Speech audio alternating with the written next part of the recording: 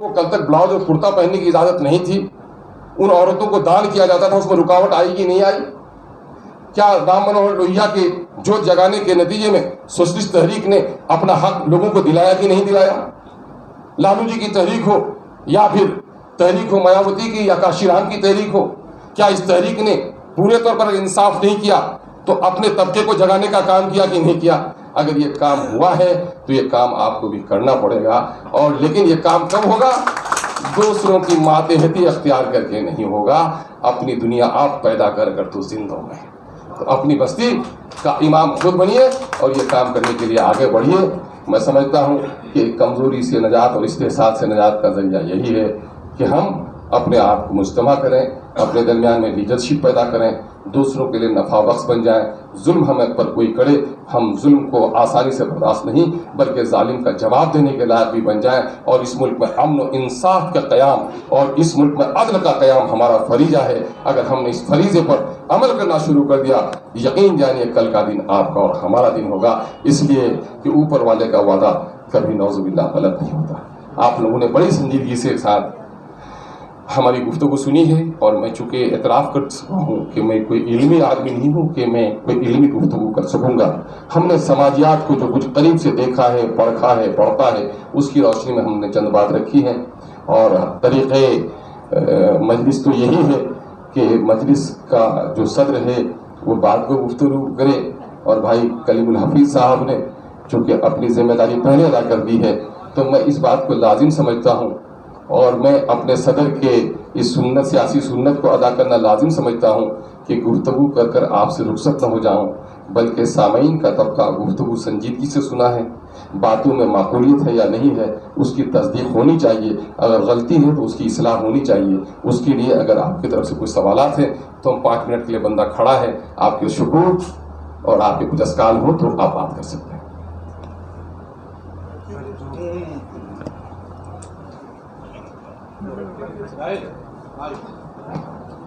Sir, वो प्रधानमंत्री के यहाँ जो डेलीगेशन गया था जिसमें एमआईएम भी शामिल थी, हम ये जानना चाहते हैं कि क्या उस डेलीगेशन में इस बात को भी एमआईएम की तरफ से रखा गया है कि ओबीसी मुसलमानों का भी अलग से कोई कॉलम दिया जाए?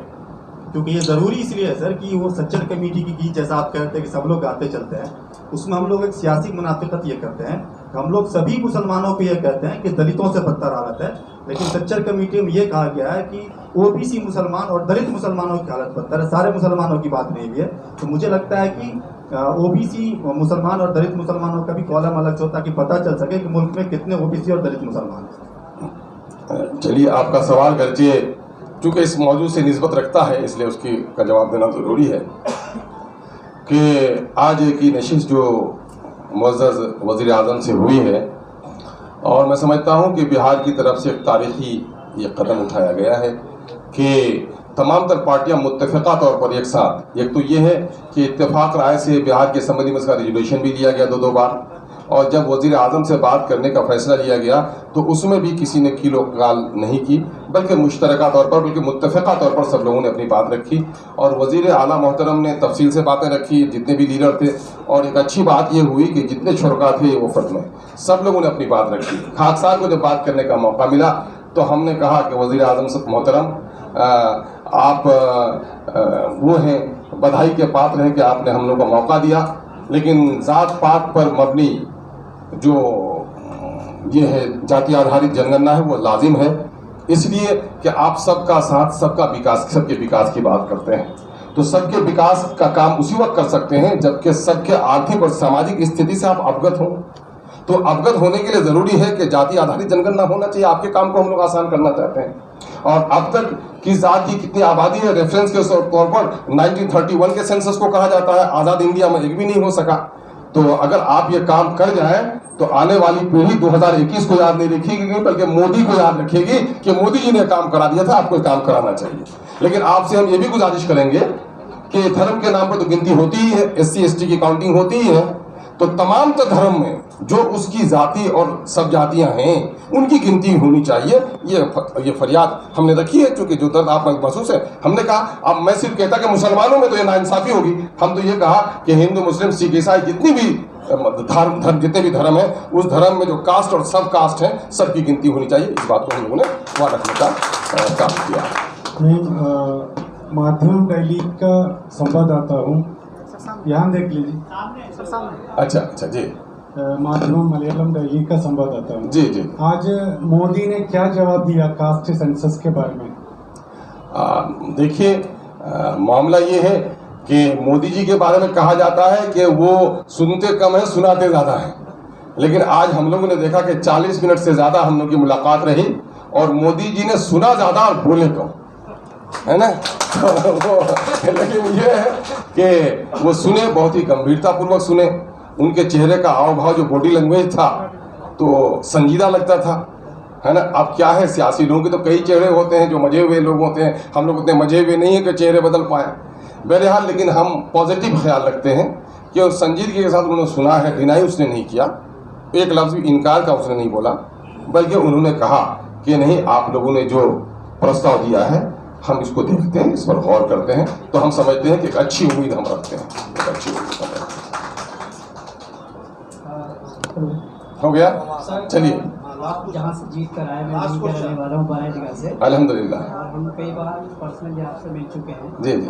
आपने इलेक्शन के टाइम में हैदराबाद के काफ़ी अच्छे अच्छे स्कूलों में तस्वीर शाये की थी, मतलब पब्लिश किया था। जी जी जी। वो बताया था कि अमोर में, बाराई जगह में उस लेवल का स्कूल कायम करेंगे आप। जी। तो मैं अपनी तरफ से ही नहीं, बल्कि हमारे पूरे इलाके की तरफ से मैं ये मालूम करना चाहता हूँ, पूछना नहीं चाहता, मालूम करना चाहता हूँ कि उस तरह का कोई काम अभी तक आपने शुरू किया है। एक सवाल। दूसरा ये कि आपने कई सारे पुराने हॉस्पिटल देखे होंगे वहाँ पर, जो कि सदियों से बंद है, उसे भी आपने देखा है, मुआयना किया है, और आपने कहा था कि इसे खुलवाएंगे। उसके लिए कुछ काम अभी तक आपने शुरू किया है क्या? चलिए, आपका सवाल चूँकि इलाकाई है और यहाँ पर सीमांचल की भी बड़ी तादाद है, और हिमाचल के खादिम होने की हैसियत से भले ही हम किसी इलाके की नुमाइंदगी कर रहे हों, लेकिन पूरी कौम के सामने में हम जवाब दें। आपको हम आपके सवाल का जवाब देते हुए मुझे खुशी हो रही है कि कोरोना के इस वबा ने इस वक्त तो तालीमी तमाम तर तहरीक को ही पामाल करके रख दिया है। देखिए, प्राइवेट एक इदारा खोलना और पुराने इदारों को दुरुस्त करना, ये दोनों अलग काम है। हमारी कोशिश ये है कि हम प्राइवेट इदारे को भी, हमने उन्हें गुजारिश की है कि हमारे सदर साहब की तवज्जो यहाँ पर हो, यहाँ पर हम उस काम को भी आगे बढ़ाएं। लेकिन इस वक्त हमारी पूरी तवानाई इस बात पर लगी हुई है कि जो एग्जिस्टिंग इंस्टीट्यूट्स हैं, हमारे जो स्कूल्स हैं, तो उन स्कूलों में हम तालीमी मेयार को बेहतर कैसे बना सकते हैं। आप अमोर के हैं और अमोर शायद में वाहिद ब्लॉक होगा जहाँ पर 10th क्लास तक पढ़ाई होती है और वहाँ का हाई स्कूल +2 नहीं बन सका। आपको खुशखबरी दे दूँ कि 15वीं अगस्त के मौके से जब हम परचम कुशाई के लिए गए, तो मैंने डिस्ट्रिक्ट एजुकेशन ऑफिसर से 4-6 महीना पहले बात की थी और मैंने कहा कि साहब, मैं परचम कुशाई के मौके से जाऊंगा, क्या आप यकीन दिला रहे हो कि +2 की पढ़ाई होगी? तो अभी उनका प्रस्ताव बाजाबता भेज दिया गया है और अमोर के हेडक्वार्टर में इंशाल्लाह इस साल से +2 की पढ़ाई भी शुरू हो जाएगी। और मंजर मोहसिन साहब हैं, आप उनसे गवाही ले सकते हैं कि अमोर का ही एक पंचायत है जिसका नाम है हफनिया, और गुज़िश्ता 20 साल से जो हॉस्पिटल बंद पड़ा था, उस हॉस्पिटल का ताला खुलवाने का काम इस खाक साहब ने किया है।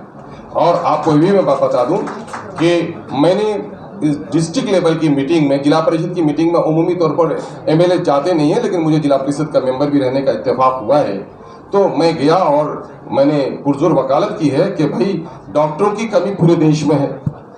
WHO का वो है कि हर 10,000 पर एक डॉक्टर होना चाहिए, देश में 16,000 पर एक डॉक्टर है, लेकिन अमोर बैसा में तो 50,000 पर भी एक डॉक्टर सही से नहीं है।